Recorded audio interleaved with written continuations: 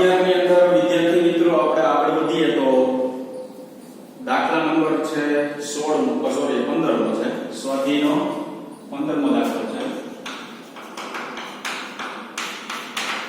વિચારવા જેવો આખો દાખલો છે. બરાબર, બહુ સરસ દાખલો આપેલો છે. આ દાખલાની અંદર જે છે એ તમારે થોડુંક લોજિક લગાડવાનું છે. લોજિક કેવું તો કે તમારે પારિમાણિક વિશ્લેષણની અંદર ત્રણ ઉપયોગો આવી ગયા. આ ત્રણ ઉપયોગો જે છે ને એમાંનો એક ઉપયોગ એવો હતો કે કોઈ પણ ભૌતિક વિજ્ઞાનનું સૂત્ર જે છે એ યથાર્થતા ચેક કરવું. યથાર્થતા ચેક કરવી એનો મતલબ શું? તો કે ડાબી બાજુ બરાબર શું કરવું તમારે જમણી બાજુ કરવું. તો આ એક દાખલો બહુ સરસ આપેલો છે. બરાબર, એમાં એક વૈજ્ઞાનિક છે એ એક સૂત્ર લખવાની કોશિશ કરે છે. એ સૂત્રની અંદર શું કરે છે તો કે એક ભૌતિક રાશિ મૂકતા એને ભૂલાઈ જાય છે.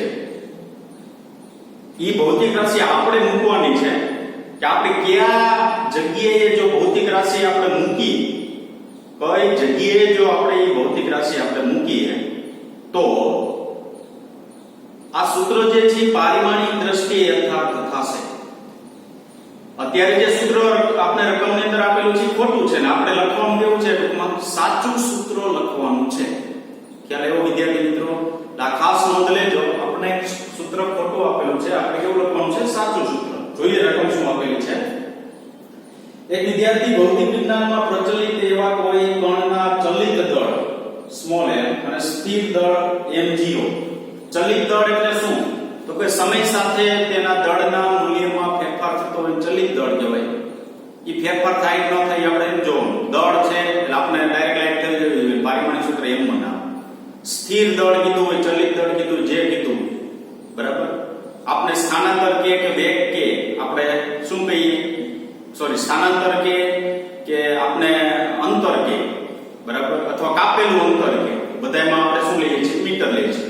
સ્થિર દળ કેટલું છે m0 તથા કણનો વેગ v, કણ જે ગતિ કરે છે v વેગની ગતિ, પ્રકાશની ઝડપ c વચ્ચેનો સંબંધ. આ સંબંધ પ્રથમ આલ્બર્ટ આઇન્સ્ટાઈન વિશિષ્ટ સાપેક્ષવાદના સિદ્ધાંત પરિણામે સ્વરૂપે મળેલો હતો. આઇન્સ્ટાઈનનો સાપેક્ષવાદ જે છે ને એ આપણે ધોરણ 12 ની અંદર ચેપ્ટર નંબર 11 ની અંદર આવશે. સાપેક્ષવાદનો સિદ્ધાંત બરાબર, જે આઇન્સ્ટાઈને મેળવેલો છે. આ જે મેળવેલો સિદ્ધાંત છે, હવે શું કીધું ટૂંકમાં m0 v અને c વચ્ચેનો સંબંધ ને લગભગ સાચો યાદ રાખીને લખે છે. આઇન્સ્ટાઈન લખવાની કોશિશ કરે છે કે કેવી રીતના સૂત્ર હું લખું, એટલે એ લખવાની કોશિશ કરે છે. હંમેશા યાદ રાખજો, જો સાચું સૂત્ર હોય તો બે બાજુ પારિમાણિક દ્રષ્ટિએ યથાર્થ થઈ જવું જોઈએ. બરાબર, તો આઇન્સ્ટાઈન લખવાની કોશિશ કરે છે, પરંતુ અચળાંક c ને ક્યાં મૂકવું તે ભૂલી જાય છે. સૂત્રની અંદર જો m આપેલું છે, m0 આપેલું છે અને v આપેલું છે. સૂત્ર આપણે આવું આપેલું છે m બરાબર m0 ના છેદમાં 1 minus v square raise to 1/2. 1/2 મતલબ બંને રૂપમાં છે 1 માઈનસ v સ્ક્વેર. હવે c ને ક્યાં મૂકો ને ઈ શું થાય છે? c એટલે શૂન્યાવકાશની પ્રકાશની ઝડપ છે. ક્યાં મૂકવાની આઈન્સ્ટાઈન ભૂલી ગઈ છે, લખે છે. તો અનુમાન કરો કે c ને ક્યાં મૂકવો જોઈએ. તમારે અનુમાન કરવાનું છે c ને આપણે ક્યાં મૂકવો જોઈએ. તો જે ભૌતિક રાશિ આપેલી છે એનું આપણે પહેલા તો સૌપ્રથમ પારિમાણિક સૂત્ર લખી લઈએ. તો આપણી પાસે સ્મોલ m છે તો એનું થાય m. આપણી પાસે m0 છે તો એનું શું થાય m. આગળ જઈએ તો c આપેલું છે તો આપણે શું લખી શકીએ m0 l1 t - 1. આ ઝડપ છે, આ ઝડપ છે. m0 l1 t - લખી શકીએ 1 લખી શકીએ. આ બધા આપણે શું લખ્યા છે? જેટલી ભૌતિક રાશિ છે ને પારિમાણિક સૂત્ર. હવે હું તમને એક ઉદાહરણ આપું. જો આપણી પાસે આ સૂત્ર કેવું થાય તો કે m બરાબર m0 છેદમાં આ 1 નું પારિમાણિક સૂત્ર ન હોય એટલે કાઢી નાખવાનું. એટલે આ ગયું તો વધ્યું શું v સ્ક્વેર ઉપર 1/2. એટલે ટૂંકમાં આવું વધ્યું અંદર રૂટ v સ્ક્વેર. તો એને શું લખાય v લખાય. હવે તમને દેખી રીતના ખબર પડી જાય શું તો બેના પારિમાણિક સૂત્ર મૂકવું, અહીંયા m1 મૂકવું, અહીંયા m1 મૂકવું, અહીંયા l1 t - 1. તો જો જે પારિમાણિક દ્રષ્ટિ યથાર્થ છે નહીં. તો આમાં આઈન્સ્ટાઈન c મૂકતા ભૂલી ગયો છે. તો c ને ક્યાં મૂકવો જોઈએ? તો આ સૂત્ર જે છે કેવું થઈ જાય? સાચું થઈ જાય. બરાબર, તો આપણે એક અંદાજ લાગે જો અહીંયા આપણું લોજિક કામ કરે તો શું કહી શકાય તો કે c ને ક્યાં મૂકવો જોઈએ તો કે v ના છેદમાં મૂકવો જોઈએ બાકી તો કોઈ જગ્યાએ ચાલે નહીં c બરાબર v ના ક્યાં મૂકવો જોઈએ છેદમાં અથવા આપણે એવું કહી શકાય તો છેદમાં મૂકો તો છેદનો છેદ અંશમાં જાય અથવા c તમે આને શું કરી શકો આમ ગુણી શકો જો આવી રીતના તમે કરો તો શું થાય હવે જો m બરાબર m0 c અપોન વૈધું શું છેદમાં v શું કામ વૈધું v સ્ક્વેર અંડર રૂટમાં છે તો હવે જો બે કેન્સલ થઈ ગઈ પારિમાણિક સૂત્ર મૂકો એટલે દળ બરાબર દળ મળે તો ઈ પારિમાણિક દ્રષ્ટિએ કેવું કહેવાય સૂત્ર યથાર્થ છે એવું કહી શકાય તો આપણે અહીંયા એક લીટી આપણે લખશું અહીં c ને v સ્ક્વેર ની નીચે એટલે છેદમાં મૂકતા ડાબી બાજુ બરાબર જમણી બાજુ થશે ડાબી બાજુ બરાબર શું થશે જમણી બાજુ થશે તો હવે જોઈએ તો આ સિદ્ધાંતમાં ઈ છેદનો છેદ અંશમાં લેવું ઈ c ને હું આના છેદમાં તો સૂત્ર ખરેખર શું છે m બરાબર m0 છેદમાં 1 minus v square by c ખાલી c હું છેદમાં નહીં મૂકી શકું તો પાછું ખાલી c હું છેદમાં મૂકું તો એ ખોટું થાય શું કામ હે અહીં મારે સ્ક્વેર કરવો તો બે વેટ છે ને કેન્સલ થાય બરાબર ખાલી c મૂકું ને થાય શું થઈ જાય v ના છેદમાં અંડર રૂટ c આવું બધે તો અંડર રૂટ c એટલે શું થાય c ઉપર 1/2 બને અપારિમાણિક સૂત્ર મૂકું શું થાય m0 l1 t 1 છેદમાં l1 t 1 rest to 1/2 m0 l1 t 1 છેદમાં l raised to 1/2 t raised to -1 આવું થાય તો ઉપર નીચે ઉઠે નહીં તો ખાલી આપણે અહીં લખ્યું છે યાદ રાખજો ખાસ c ને v સ્ક્વેર ની નીચે મૂકતા પણ v સ્ક્વેર ની નીચે મૂકો ને તો ઓલ રેસ્ટ ટુ 1/2 છે ઓલ રેસ્ટ ટુ 1/2 હોય તો આપણે શું કરવું પડે સ્ક્વેર કરીને મૂકવું પડે જોજો ખાસ બરાબર હવે આ સૂત્રનું જો પારિમાણિક વિશ્લેષણ ચેક કરવામાં આવે ને તો પારિમાણિક દ્રષ્ટિએ કેવું થાય યથાર્થ શું કામ આ 1 તો લેવાનો નથી ઓલ રેસ્ટ ટુ અંડર રૂટમાં v સ્ક્વેર c સ્ક્વેર છે v બાય c વધે ખાલી તો v નું મૂકો c નું મૂકો તો બે હરખા છે એ ઉડી જાય તો આ એટલું બધું કેન્સલ થઈ જાય તો m બરાબર શું થઈ ગયું m દળ બરાબર શું આવ્યું દળ સ્થિર છે કે ગતિમાં છે કે બદલાય છે એ આપણે જો દળ બરાબર દળ મળે છે તો દળ બરાબર શું મળે છે ધારો કે દળ મળે છે તો પારિમાણિક દ્રષ્ટિએ શું થાય યથાર્થ એટલે આપણે ખાલી જવાબ એટલો દઈ શકાય કે c ને v સ્ક્વેર ની નીચે છેદમાં મૂકતા ડાબી બાજુ બરાબર શું આપણે પ્રાપ્ત થશે જમણી બાજુ પ્રાપ્ત થશે તો આપણે આ સૂત્ર ફાઇનલ આવું લખી શકીએ m0 છેદમાં અંડર રૂટમાં 1 minus v square by c square 12મા ધોરણની અંદર આવું સૂત્ર આવશે બરાબર આ સૂત્ર નહીં આવી રીતના કોઈ પણ સૂત્ર તમને પૂછે ને કે આ વસ્તુને ક્યાં મૂકવી જોઈએ તો અંશમાં છેદમાં જોઈ લેવાનું ક્યાં મૂકવી જોઈએ બરાબર તો આપણે આ પૂછ્યું શું પ્રશ્ન હતો આખો તો કે એક દળ હતા બે અને બે વેગ હતા એમાં આઈન્સ્ટાઈન છે ને એ સાપેક્ષવાદી સિદ્ધાંત અનુસાર દળનું સૂત્ર લખતા હતા ને તો લખતા એ c ક્યાં મૂકવાની ભૂલી ગયા તો ભૂલી ગયા તો આપણે વિચારવાનું કીધું ક્યાં મૂકવો જોઈએ તો ખબર કેમ પડે ક્યાં મૂકવો તો પારિમાણિક દ્રષ્ટિએ બે બાજુ શું થઈ જવું જોઈએ યથાર્થ છે એવું થઈ જવું જોઈએ તો બે બાજુ જો સમાન મળી જાય આપણે ડાબી બાજુ બરાબર જમણી બાજુ તો પારિમાણિક દ્રષ્ટિએ યથાર્થ છે આટલું હતું તો નહોતું મળતું બરાબર પણ c ને ક્યાં મૂકવો જોઈએ v ના છેદમાં મૂકવો જોઈએ તેથી પારિમાણિક દ્રષ્ટિએ સૂત્ર કેવું મળે યથાર્થ હવે આની અંદર બધે પારિમાણિક સૂત્ર મૂકો ને તમે 1 ને કાઢી નાખો બરાબર ઉપર લખાય એ પ્રમાણે એટલે બે બરાબર બે બાજુ ડાબી બાજુ બરાબર શું પ્રાપ્ત થશે આપને જમણી બાજુ પ્રાપ્ત થશે તો આ સૂત્ર આવી રીતના લખી શકાય બરાબર સ્વાધ્યાયનો છે 16મો દાખલો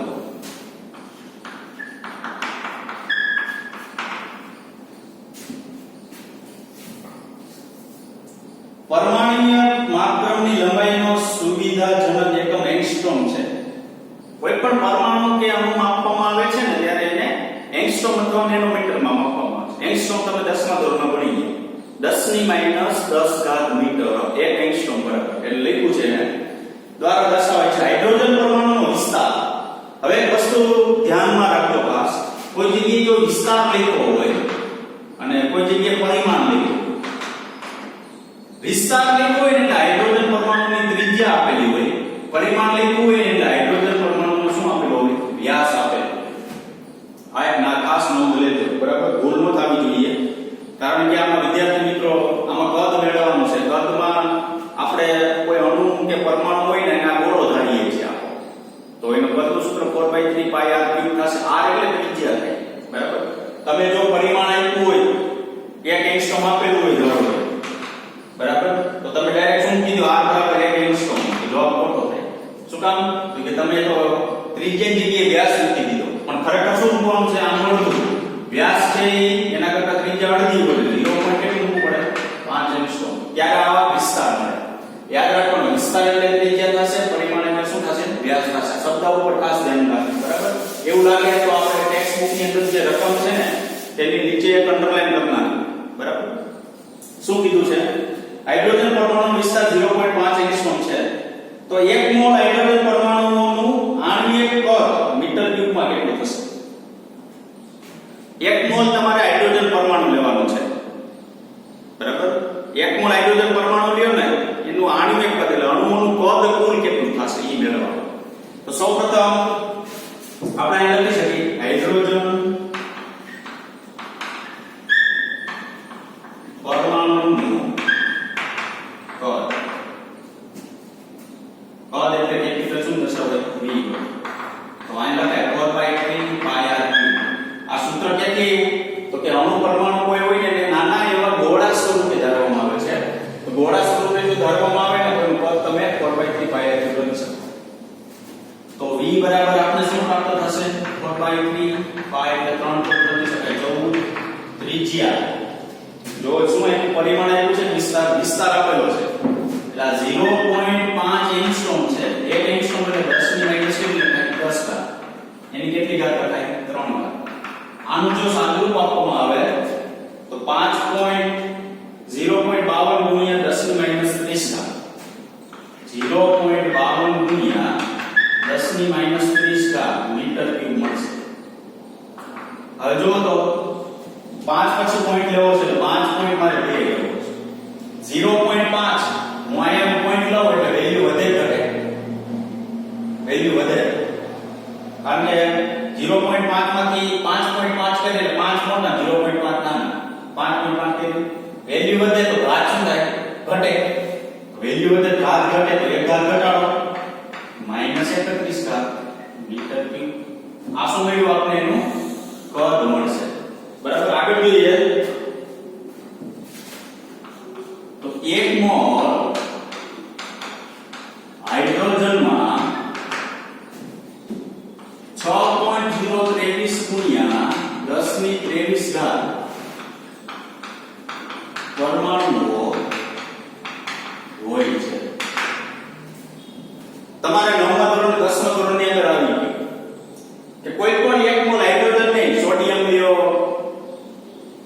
નાઇટ્રોજન લ્યો, કોઈ પણ લ્યો, 1 મોલ વસ્તુ હોય ને કોઈ પણ, બરાબર, એની અંદર આટલા પરમાણુઓની સંખ્યા 1 મોલની અંદર વાત છે.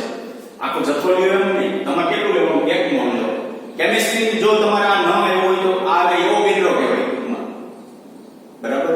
1 મોલ ની અંદર કેટલા પરમાણુઓ હોય છે? હંમેશા યાદ રાખવાનું, કોઈ પણ મટીરીયલ, કોઈ પણ ધાતુ, કોઈ પણ વસ્તુ લેવામાં આવે ને તેની અંદર 1 મોલ ની અંદર હંમેશા એવો કેન્દ્ર અંક જેટલી પરમાણુઓની સંખ્યા હોય છે. કેટલી હોય છે? 6.023 ગુણ્યા 10 ની 23 ઘાત જેટલી હોય છે. તો હવે જો 1 મોલ હાઇડ્રોજન પરમાણુનું કદ આપણે શું પૂછ્યું છે? એ પૂછ્યું છે ને, બરાબર? 1 મિનિટ. 1 મોલ હાઇડ્રોજન પરમાણુનું આણ્વિક કદ, ટૂંકમાં અણુઓનું કદ પરમાણુના 1 મોલ હાઇડ્રોજન પરમાણુનું કદ કેટલું થાય? ઇક્વલ ટુ આપણી પાસે જો હાઇડ્રોજન પરમાણુનું કદ એટલું છે 5.2 ગુણ્યા 1 હાઇડ્રોજન પરમાણુ 10 ની માઈનસ 31 ઘાત. તો 1 મોલ માટે આટલી સંખ્યા તમે ગુણી દેવાની. 6.023 ગુણ્યા 10 ની કેટલી થાય? 23. તો આ જવાબ તમને પ્રાપ્ત થશે 3.1 ગુણ્યા 10 ની માઈનસ 7.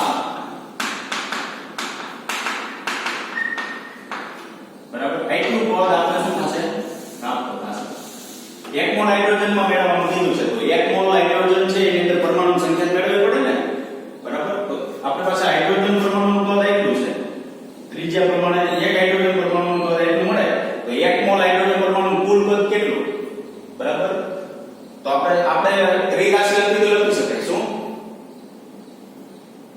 6.023 × 1023 હોય પરમાણુઓ ઈ કેમાં કેટલામાં હોય છે 1 મોલમાં તો એટલા કદમાં પરમાણુઓની સંખ્યા કેટલી તો આ બેનું શું થાય ગુણાકાર થાય ફરી વખત કીધો ત્રિરાશી 6.023 × 1023 હોય 1 મોલની અંદર તો આટલા કદની અંદર પરમાણુની સંખ્યા કેટલી બરાબર ટૂંકમાં 1 મોલની અંદર એટલી હોય તો આટલા કદમાં પરમાણુની સંખ્યા કેટલી એટલે 1 મોલમાં આપણી પાસે એવો કેટલો જેટલી છે તો આપણી પાસે કુલ પદ કેટલું મળ્યું 5.2 × 10 - 7 તો ટૂંકમાં બેનો શું થાય ખાલી ગુણાકાર થશે 3.13 × 10 - 7 બરાબર સ્વાધ્યાયનો 17મો દાખલો છે 17મા દાખલાની અંદર એક વસ્તુ ખાસ ધ્યાન રાખજો વિદ્યાર્થી થોડીક વસ્તુ ફ્રી ઓફમાં આવશે શું ફ્રી ઓફમાં આવશે અહીંયા સુધીનું તમારે ફરીથી આખો દાખલો લખો સ્વાધ્યાય 17મો દાખલો છે ને હું રકમ વાંચું છું અહીંથી શરૂઆત કરો અહીંયા સુધી તમારે ફ્રીમાં આવશે બરાબર હું અહીંયા જે લખું છું ને એ આગળનું લખું છું આગળનો જે દાખલો જે છે ને એ હું લખું છું તો આગળનો જો હું દાખલો લખતો હોય તો તમારે જ્યારે બુકની અંદર જ્યારે દાખલો લખો ને ત્યારે હું અહીંયા 17મો લખું છું દાખલો એટલો નથી લખતો આ ખાસ ધ્યાન રાખજો બરાબર કેટલો લખવાનો છે આપણે તો કે પહેલા અહીંથી શરૂઆત કરવાની અહીં સુધી લખવાનું પછી હું અહીં જે લખું ને એ પછી લખવાનું બરાબર જોઈએ શું છે રકમ 1 મોલ આદર્શ વાયુ પ્રમાણભૂત તાપમાને દબાણે 22.4 લિટર જગ્યા મોલર પદ રોકે છે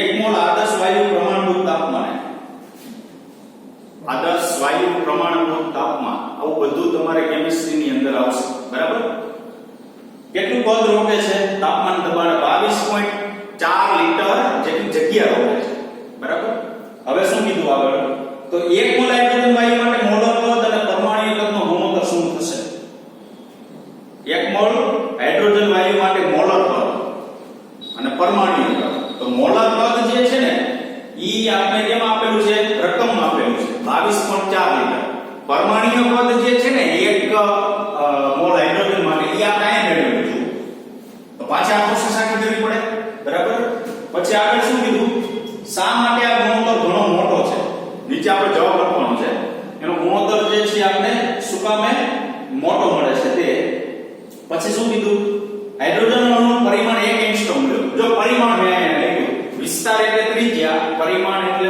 વિસ્તાર એટલે ત્રિજ્યા પરિમાણ એટલે શું ગણવાનું વ્યાસ હવે તમે અહીં જો લખતા જાઓ હાઇડ્રોજન પરમાણુનું કદ 4/3 પાયર 4/3 3.14 અહીંયા એક મૂકી દો ને તમે તો જવાબ પકડો પરિમાણ કીધું છે પરિમાણ એટલે શું કીધું તમને વ્યાસ અહીંયા આપણી પાસે ત્રિજ્યા છે કે નહીં તો આપણે શું મૂકવું પડે એની અડધી વેલ્યુ મૂકવી પડે તો અડધી વેલ્યુ મૂકો શું થાય 0.5 થાય તો પાછો હતો એનો જવાબ આવે તો આ આપણે શું મળશે હાઇડ્રોજન પરમાણુનું પરમાણુ કદ મળશે 3.13 × 10 - 7 મીટર ક્યુબ અને મોલર કદ આપણે આપેલું છે કેટલું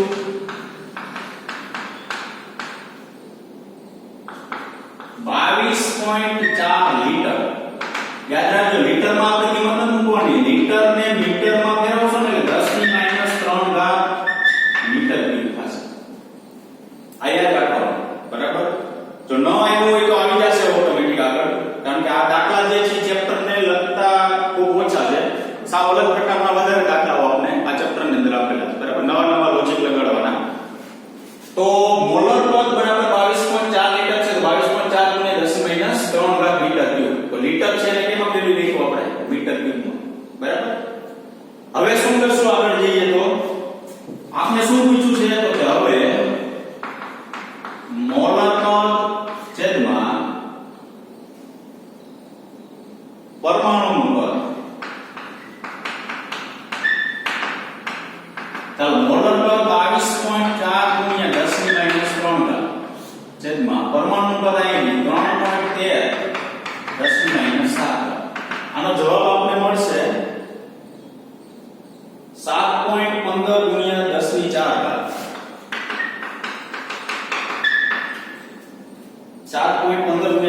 કેટલી મળશે 4 કાર્ય। હાઇડ્રોજન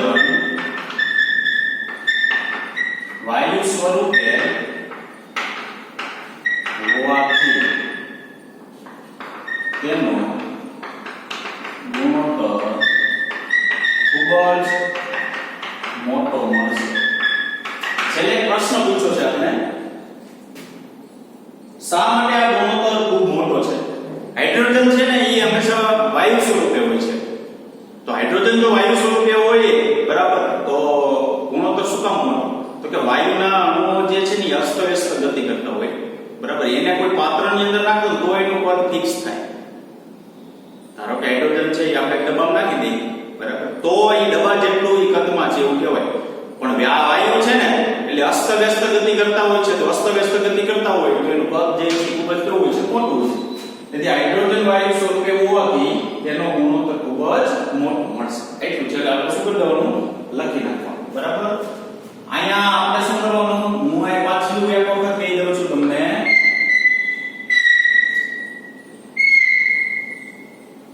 સ્વાધ્યાયનો 16મો દાખલો પહેલા આ 17મા દાખલાની શરૂઆતની અંદર લખવાનો, પછી તમારે આને પૂરો થાય જવાબ પછી આ તમારું મોડલ લખી લખો। આ દાખલો મેં અધૂરો લખેલો છે બરાબર। આપણે ઓલરેડી શું કર્યું તો કે આપણે કદ મેળવવું પડે કાયદેસર પરમાણુનું, તો એ એટલું જ મળે, મોડલ કદ તો આપેલું છે એનો એનો ગુણોત્તર અને શું કામ મોટો એ આપણે કહી દીધું છે। એટલે ખાસ યાદ રાખજો, તમારે સૌપ્રથમ શું કરવાનું તો કે પહેલા તો 16મો દાખલો એકવાર 16મા દાખલો લખી નાખવાનો, 17મો દાખલો લખવાની શરૂઆત કરો બુકની અંદર ત્યારે પાછું એટલું લખવાનું બરાબર, અને પછી આ મોડલ પરથી પાછું લખવાનું ત્યારે એવો બરાબર। બે વસ્તુ એક જ છે, ત્યાં શું તો કે આમાં આપણે છે વિસ્તાર આપેલો 0.5 ડાયરેક્ટ ત્રિજ્યા, ઓમાં ડાયરેક્ટ શું આપેલો છે, આપણે પરિમાણ આપેલું છે, પરિમાણ આપેલું છે એનો મતલબ એવો થયો ડાયરેક્ટ આપણે શું આપેલો છે એની અંદર વ્યાસ જ આપેલો છે, એટલે આ ખાસ વસ્તુ નોંધ આપણે લેવાની છે બરાબર। હવે જો આગળ વધીએ તો સ્વાધ્યાયનો છે 27મો દાખલો,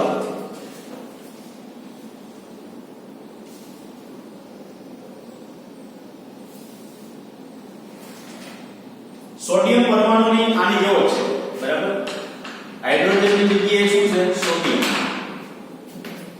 સોડિયમ પરમાણુની સરેરાશ દળ ઘનતાનો અંદાજ કરો, સરેરાશ દળ ઘનતા મેળવવાની છે। ધારી લો કે તેનું પરિમાણ 2.5 એંગસ્ટ્રોમ છે, જો પરિમાણ કીધું તો શું હોય, વ્યાસ હોય, ત્રિજ્યા 2.5 થશે, આની જેમ મેળવવાની થશે બરાબર।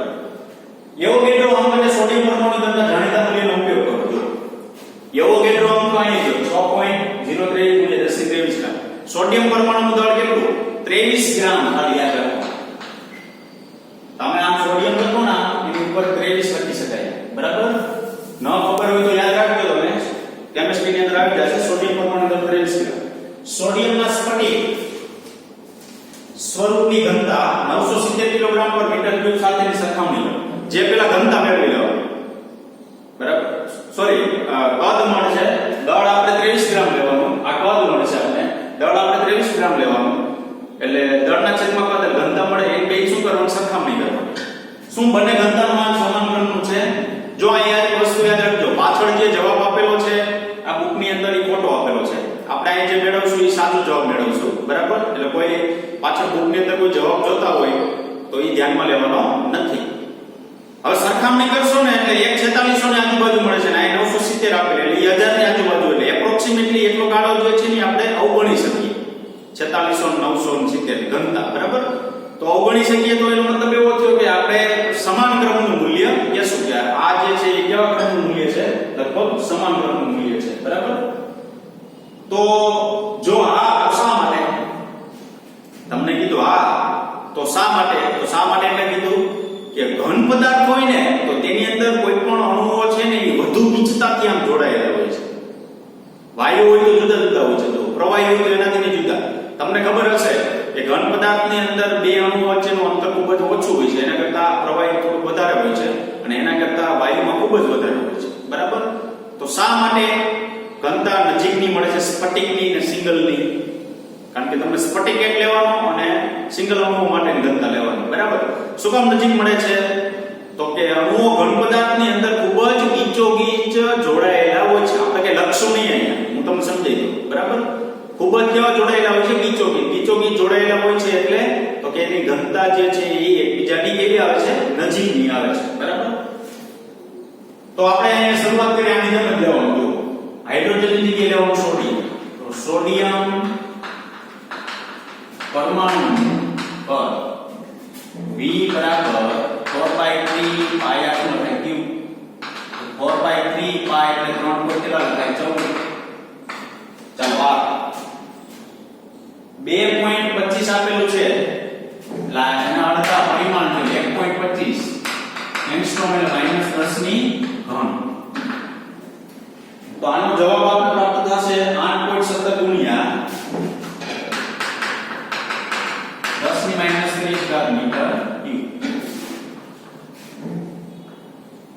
હવે લખવાનું શું 1 મોલ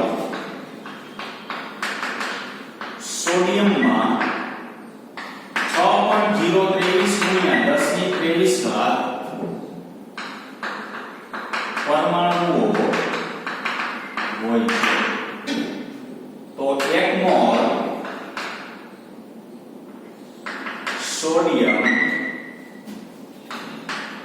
પરમાણુનું કદ કેપિટલ V હશે કેટલું થાય તો કે 8.17 ગુણ્યા 10 ની -30 ઘાત ગુણ્યા 6.023 ગુણ્યા 10 ની 23 ઉપરના દાખલા જેવું લખી દેવામાં આવે બરાબર આનો જવાબ આપણે શું પ્રાપ્ત થશે 4.9 ગુણ્યા 10 ની -6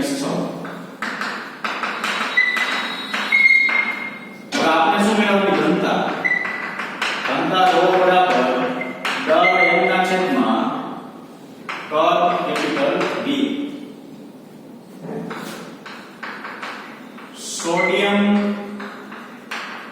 પરમાણુ દર 23 ગ્રામ લેવાનો તો 23 ગુણ્યા 10 ની -3 ઘાત કિલોગ્રામ થાય તમને કાઉન્સને નથી કીધું એવોગેડ્રો અને સોડિયમ નું દળનો ઉપયોગ કરો તો 23 ગ્રામ બરાબર 23 ગુણ્યા 10 ની -3 ઘાત કિલોગ્રામ કિંમત મૂકો તો દળ એટલે 23 ગુણ્યા 10 ની -3 ઘાત છેદમાં કદ કેટલું 4.9 ગુણ્યા 10 ની -6 તો કેટલી ઘનતા મળશે આપણે 4.69 ગુણ્યા 10 ની 3 ઘાત